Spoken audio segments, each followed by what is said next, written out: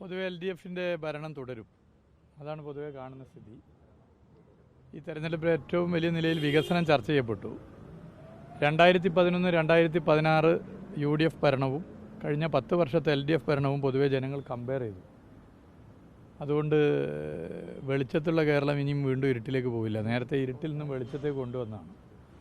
അതാണ് പൊതു അഭിപ്രായം. പിന്നെ UDFിൻ്റെ നേതൃത്വം ഏപ്രിൽ 9 മുതൽ മെയ് 4 വരെ ഭരണപക്ഷം പോലെ സംസാരിക്കുകയും പെരുമാറുകയും ചെയ്യും. അതിന് പല കാര്യങ്ങളുണ്ട്. ഒന്ന്, നല്ല നിലയിൽ ഫണ്ട് കളക്ഷൻ നടത്താൻ സൗകര്യം ഉണ്ടാകും. കാരണം ഭരണത്തിൽ വരാൻ പോവുകയാണ്. അതുകൊണ്ട് ഫണ്ട് പിരിക്കാനൊക്കെ സൗകര്യം എന്നുള്ള നിലയിൽ ചില ആളുകൾ പറഞ്ഞു കേൾക്കുന്നു. കഴിഞ്ഞ 10 കൊല്ലം സംഘടനാ പ്രവർത്തനത്തിൻ്റെ ഭാഗമായി LDF ഫണ്ട് കളക്ഷൻ നടത്തിയതിനേക്കാൾ ഏപ്രിൽ 9 മുതൽ May 4 UDF mega fund collection തെരഞ്ഞെടുപ്പുമായി ബന്ധപ്പെട്ട് നടത്തും. അപ്പോൾ അതിൻ്റെ ഭാഗമായി ഇതാ വരുന്നു ജയിച്ചു എന്നൊക്കെ പറയും. ഇത് കഴിഞ്ഞ തവണ ഉണ്ടായല്ലോ. 2021 വോട്ടെടുപ്പ് കഴിഞ്ഞ് വോട്ടെണ്ണുന്നതിനിടയിൽ ഇതുപോലെ വിജയമുറപ്പിച്ചു. വകുപ്പ് വിഭജനം, ആരൊക്കെ ഏത് വകുപ്പ് മന്ത്രിമാരാകണം എന്നൊക്കെ ചർച്ച ചെയ്തതാണ്. അപ്പോൾ അതൊക്കെ കേരളത്തിന് അറിയാം. ബാക്കി ഇപ്പോൾ വോട്ട് പെട്ടിയിലായി, കൂടുതൽ പറഞ്ഞിട്ട് കാര്യമില്ല. LDFിൻ്റെ ഭരണം തുടരും.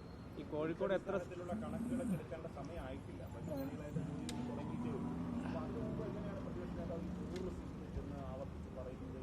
അല്ല, ഞാൻ പറഞ്ഞല്ലോ, അതിന് പല നിലയിലും കാര്യങ്ങളുണ്ട്. ഇപ്പോൾ പല സ്ഥലത്തും നിങ്ങൾ പരിശോധിച്ചാൽ കാണാം, സാധാരണ തെരഞ്ഞെടുപ്പ് വരെയാണ് ഫണ്ട് പിരിവെങ്കിൽ ഇപ്പോൾ കട ഉണ്ട് ഇതുണ്ട് പറഞ്ഞ് ഫണ്ട് പിരിവുകൾ പലയിടത്തും നടക്കുന്നുണ്ട്. അപ്പോൾ അങ്ങനെ ഫണ്ട് പിരിക്കുമ്പോൾ അതാ ഞങ്ങൾ ഭരണത്തിൽ വരാൻ വേണ്ടി പോവുകയാണ് എന്നൊരു പ്രതീതി സൃഷ്ടിച്ചാൽ കുറേ കൂടി ഫണ്ട് കൂടുതൽ വരും എന്നുള്ള ഒരു സൗകര്യം പലർക്കും ഉണ്ട് എന്നാണ് പൊതുവെ കാണാൻ സാധിക്കുന്നത്.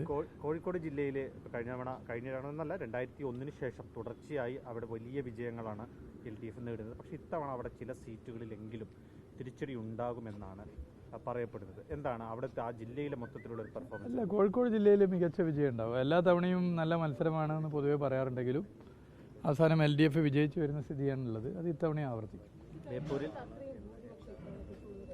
അതൊക്കെ നമുക്ക് എണ്ണീറ്റ് പറയാം എങ്ങനെയാണ് പൊതുവെ ഉള്ളത്. നമുക്ക് എണ്ണീറ്റ് സീറ്റിൻ്റെ എണ്ണൊക്കെ നോക്കിയിട്ട് പറയാം. ബേപ്പൂരിൽ ഞാൻ നേരത്തെ പറഞ്ഞല്ലോ, ആവർത്തിക്കുന്നില്ല. ബേപ്പൂരിൽ മികച്ച വിജയം ഉണ്ടാവും. 2021 സർവ്വകാല റെക്കോർഡ് വോട്ടാണ് കിട്ടിയത്, 82,000. അതിനേക്കാൾ കൂടുതൽ വോട്ട് LDF നേടും. മികച്ച വിജയം. ഈ UDFിൻ്റെ ഒരു ആത്മവിശ്വാസത്തിൻ്റെ ഒരു പ്രധാന കാരണമായി അവർ തന്നെ പറയുന്നത് ന്യൂനപക്ഷ വോട്ടർമാർ കൂട്ടത്തോടെ അവർക്ക് അനുകൂലമായി നിന്നു എന്നുള്ളതാണ്. അങ്ങനെ കാണുന്നുണ്ടോ? അങ്ങനെയൊന്നും ഒരു കൺസോൾട്ടേഷനും ഇല്ല. ഡെവലപ്മെൻ്റാണ് എല്ലാവരും ചർച്ച ചെയ്തത്. പിന്നെ പൊതു പൊളിറ്റിക്സും, പിന്നെ കേരളത്തിൽ നേറ്റിവിറ്റി കാർഡ് കൊണ്ടുവന്നതും പൗരത്വ രജിസ്റ്റർ നടപ്പിലാക്കില്ല എന്ന് പറഞ്ഞ് വിജ്ഞാപനം ഇറക്കിയതൊക്കെ തന്നെ മതനിരപേക്ഷ മനസ്സുകളിൽ നല്ല മതിപ്പ് LDF സർക്കാരിന് അനുകൂലമായിട്ടുണ്ട്. പിന്നെ വികസനം, ജനക്ഷേമ പ്രവർത്തനം, ഇതൊക്കെ LDFിന് അനുകൂലമാണ്. ഒരു LDF സർക്കാർ തന്നെ കേരളത്തിൽ തുടരും. മറ്റേത് ഞാനീ പറഞ്ഞ പോലെ ഇങ്ങനെ പറഞ്ഞു പോകാമെന്നുള്ളതാണ്. അത് കഴിഞ്ഞ വോട്ടെടുപ്പ് കഴിഞ്ഞ് 2021 വോട്ടെണ്ണൽ വരെയുള്ള UDF നേതാക്കന്മാരുടെ ബൈറ്റ് എടുത്ത് പരിശോധിച്ചാൽ, പ്രതികരണങ്ങൾ പരിശോധിച്ചാൽ ഇതിൻ്റെ അപ്പുറമായിരുന്നു പറഞ്ഞത്. അപ്പോൾ അതെല്ലാവർക്കും മനസ്സിലാക്കാവുന്ന കാര്യമാണ്.